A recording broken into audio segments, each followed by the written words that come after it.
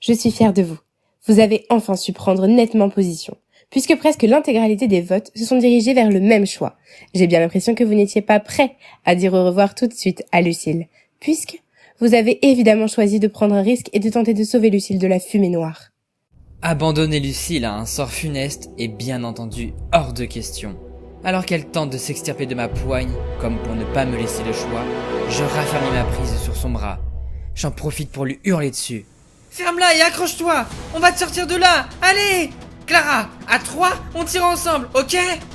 Elle est pétrifiée par la peur. Sa bouche demeure entordue par une grimace et son regard fixé sur les silhouettes qui se dessinent dans la brume devant nous. Je sais qu'elle n'a plus de force, et moi non plus. Mais c'est notre dernière chance! La dernière chance de Lucille. Clara! Bouge-toi! Elle sursaute et retrouve enfin un semblant d'énergie pour venir m'aider. Allez! Ensemble! Tirant chacun de toutes nos forces sur un bras de Lucille, nous parvenons à la sortir petit à petit de la brume noire. La main qui lui agrippe le cou semble néanmoins ne pas vouloir lâcher prise. What do you want from me? What do you want from me? What are you wondering?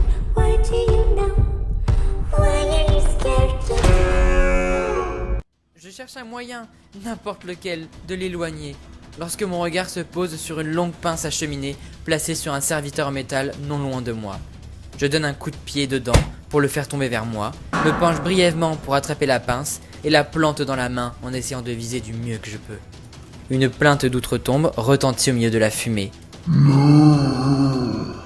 Alors que la main finit par s'éloigner de Lucille, lui laissant une griffure sanglante le long de l'épaule. Plus nous la tirons vers nous, plus les traces noirâtres sur son visage disparaissent, et plus le monstre de fumée rage en produisant des grognements. L'espoir semble avoir regagné mon amie, qui tente de nous aider du mieux qu'elle peut en s'accrochant à nous et en se tortillant, donnant de temps à autre un coup de pied derrière elle. Au bout de plusieurs secondes, qui nous semblent durer une éternité et qui épuisent toute notre énergie, nous arrivons enfin à extirper Lucille.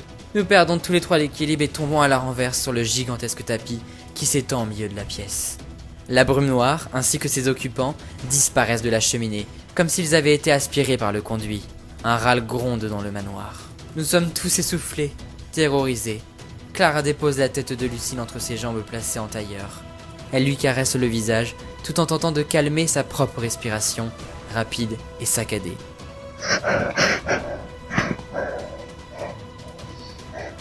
Nous sommes tous les trois en train de trembler après cet effort surhumain, mais aussi sous l'effet de la peur. Je me rapproche d'elle, glissant sur le sol, et pose ma tête contre l'épaule de Clara. J'ai bien cru qu'on allait perdre notre guerrier, dis-je alors en tentant de plaisanter. Lucille lève vers moi un regard que je ne lui ai jamais vu. Elle a frôlé la mort, et elle le sait. Merci de ne pas m'avoir écouté, Sacha. J'étais sûre que j'étais foutue. Ce truc, cette fumée, elle essayait de m'emmener, mais c'est comme si elle me dévorait de l'intérieur et qu'il n'y avait plus que du vide. Un putain de vide horrible.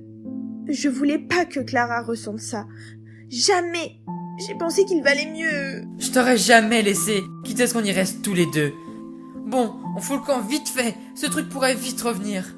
Et Victoria, sa sœur? J'ai vu personne de mon côté, apparemment vous non plus. Je serai avec vous le temps d'appeler les secours, et je reviens si elles n'y sont pas. Je les aide toutes les deux à se relever.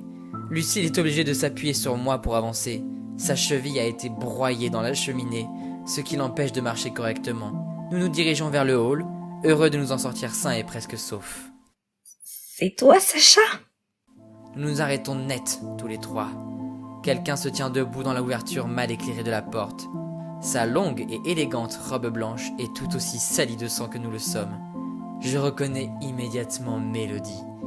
Elle me fixe, un sourire étirant ses lèvres. Au fond de moi, une vague de soulagement me submerge. Sacha, enfin! Je t'ai cherché dans toute la maison. J'avais trop peur qu'il te... Enfin, les gens criaient tous si fort. J'avais peur que tu sois mort. Et puis, j'ai entendu qu'il y avait du bruit ici. Je laisse Clara s'occuper de Lucille et cours réconforter Mélodie. Elle est frigorifiée.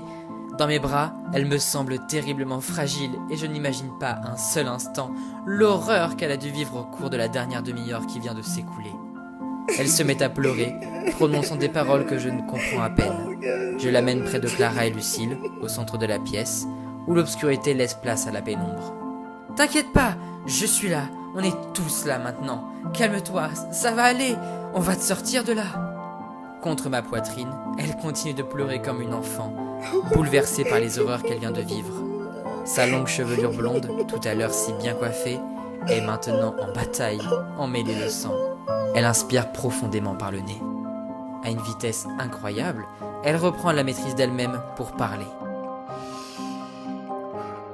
Victoria, il faut absolument qu'on trouve Victoria. Je sais qu'elle est en vie, j'en suis certaine.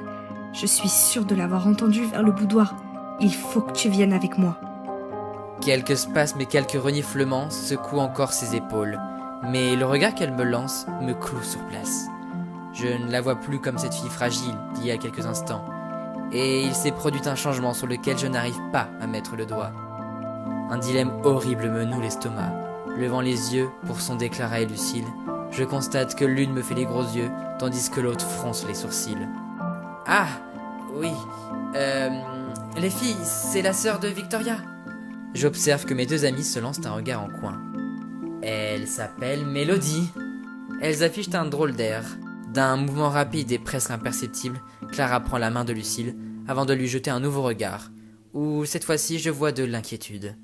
Ses yeux font un aller-retour entre moi et Mélodie. Elle veut aller chercher Victoria. Sacha, on a failli crever là. Faut vraiment qu'on sorte chercher les secours. Si on continue, on va tous se faire tuer les uns après les autres par ce truc. Et puis... Mais elle ne termine pas sa phrase, malgré son envie d'en dire plus.